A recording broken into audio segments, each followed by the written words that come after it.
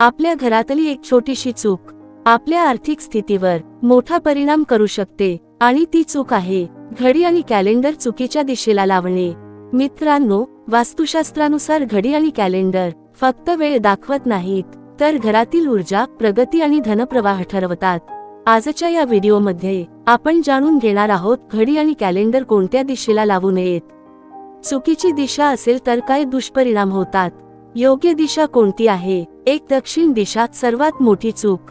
जर तुमच्या घरात घडी किंवा कॅलेंडर दक्षिण दिशेला लावले असेल तर ही वास्तुशास्त्रानुसार अत्यंत अशुभ गोष्ट मानली जाते। पैसा टिकत नाही, खर्च अचानक वाढतो, कर्ज, तणाव वाढतो, मेहनत करूनही यश मिळत नाही। दक्षिण दिशा ही यमाची दिशा मानली जाते, म्हणून येथे वेळ अडकली तर प्रगतीही अडकते। 2 पश्चिम दिशेला घडी प्रगती मंदावते।